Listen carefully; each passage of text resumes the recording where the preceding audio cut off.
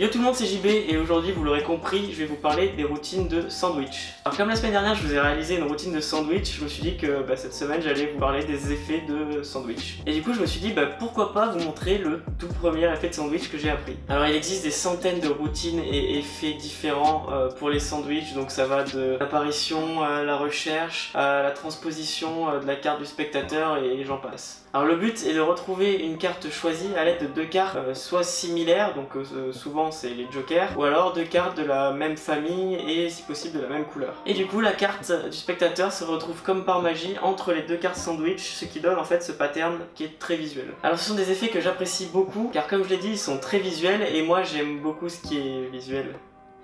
Alors ce sont des routines qui sont plutôt flexibles et ce qui permet en fait de les mixer et de les travailler de plein de façons différentes. Alors je vais donc vous montrer le tout premier sandwich que j'ai appris et comme d'habitude si jamais vous voulez refaire cette routine ou retrouver comment la faire, je vous invite à aller voir l'article dédié à cette vidéo. Alors je vais vous réaliser cette routine de sandwich avec deux cartes sandwich qui seront mes jokers ici, que je peux laisser en fait sur la table ou dans la main du spectateur. Et je vais faire choisir une carte, donc n'importe laquelle, on va dire celle-ci, que je peux remettre à peu près dans le milieu du jeu. On peut couper plusieurs fois, on peut mélanger un petit peu. Mais ce qui est important, c'est de bien vérifier que les jokers soient normaux et qu'il n'y ait pas de trappe dedans. Souvent je demande aux gens de regarder s'il y a une trappe, parce que souvent c'est par là que tout se passe. Hein. Mais bon, ici ils sont normaux. Et du coup ce que je vais faire, c'est que je vais en poser un sur le dessus du jeu et le deuxième sur le dessous du jeu.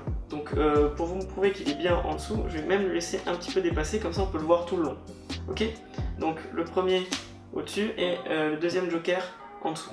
Et en fait ça va être très simple parce que du coup en prenant les jokers et en bougeant un petit peu comme ça, on peut même jeter le paquet et du coup il y a une carte qui se retrouve entre les jokers ici et c'est donc la carte du spectateur. Ouais, bon, faut vérifier aussi, mais normalement c'est bien la carte du spectateur.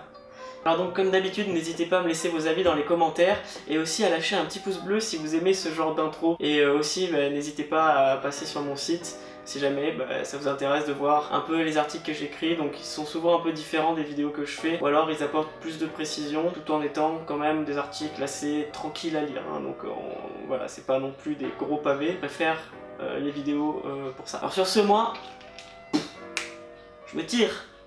Ah non, je suis chez moi. Tchuss!